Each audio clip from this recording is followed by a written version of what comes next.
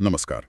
आज हमारे पास विश्लेषण के लिए एक बहुत ही दिलचस्प और छोटी कहानी है। हाँ, इसका शीर्षक है आखिरी कॉल। बिल्कुल, आखिरी कॉल। ये एक आधुनिक डरावनी कहानी है जो टेक्नोलॉजी और हमारे सबसे पुराने डरों को मतलब एक साथ लाती है। और बहुत असरदार तरीके से लाती है। हाँ, तो इसकी कहानी अर्जुन नाम के एक व्यक्ति के बारे में है जो देर रात अपने घर में अकेला काम कर रहा है। एक तूफानी रात में। हाँ, एक तूफानी रात में।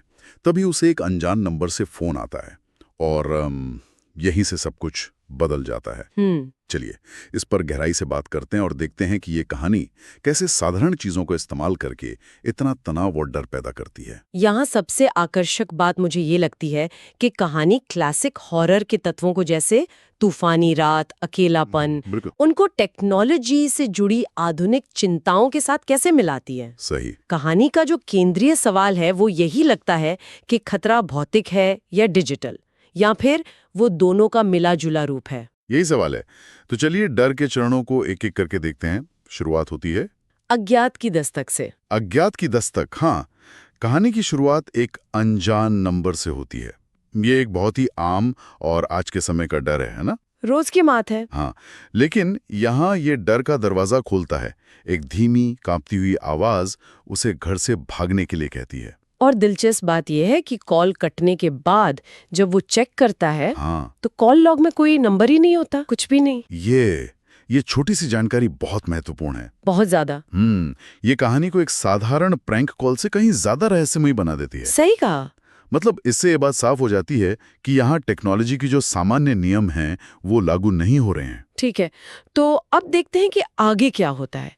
डर का अगला चरण, बिजली चली जाती है। ये तो हॉरर कहानियों का एक क्लासिक हिस्सा है। बिल्कुल। लेकिन अर्जुन का कंप्यूटर चालू रहता है और वही डर का स्रोत बन जाता है। जो उसकी उम्मीद की किरण हो सकती थी वही खतरा बन जाती है। एग्जैक्टली। और कंप्यूटर पे अपने आप एक फाइल खुल जाती है जिसका नाम है अर्जुन मत खोलना .txt। ये एक चेतावनी भी है और एक तरह का मतलब निमंत्रण भी। ये एक बहुत महत्वपूर्ण मोड़ है कहानी में। घर को एक सुरक्षित जगह माना जाता है ना? हाँ, सेफ स्पेस। लेकिन कहानी एक एक करके सुरक्षा की हर परत को हटा देती है। पहले फोन, फिर घर की बिजली, और अब उसका अपना कंप्यूटर। हाँ, और अंत में उसका पर्सनल कंप्यूटर जो अब उसी के खिलाफ हो गया है।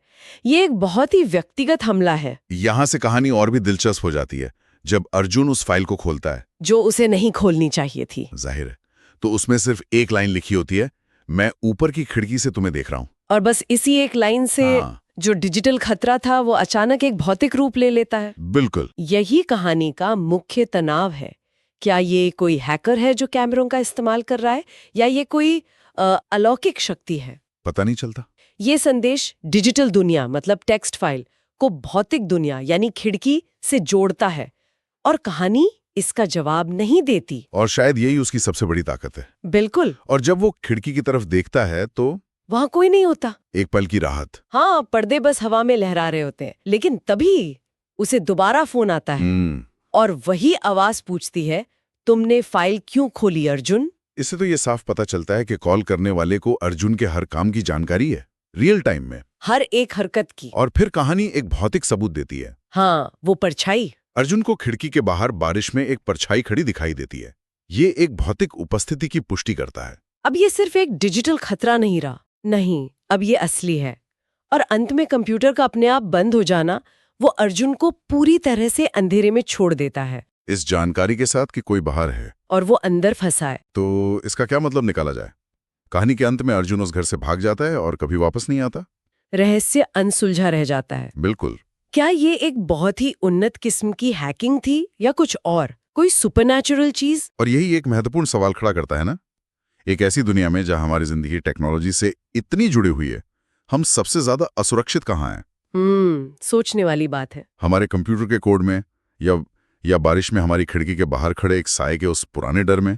कहानी के स्रोत में लेखक ने पूछा है कि क्या इसका दूसरा भाग बनाना चाहिए। अच्छा। हाँ, जिसमें उस रहस्यमयी कॉलर की पहचान बताई जाए। लेकिन मुझे लगता है शायद इस कहानी की असली शक्ति इसके रहस्य में ही है। मैं पूरी तरह सहमत हूँ। अगर हमें पता चल जाए कि वो कोई हैकर था या कोई पड़ोसी मजाक कर रहा था तो डर खत्म हो जाएगा। हाँ, रहस्य खत्म, डर खत्म। डर एक पहेली की तरह है, जब तक आप उसे सुलझा नहीं लेते वो आपके दिमाग पर हावी रहती है। इस कहानी का डर इसीलिए हमारे साथ रह जाता है क्योंकि ये अनसुलझा है। तो सोचने वाली बात यह है, ज्यादा डरावना क्या है, एक जाना पहचाना दुश्मन या एक ऐसा रहस्य जिसे कभी हल नहीं किया जा सकता?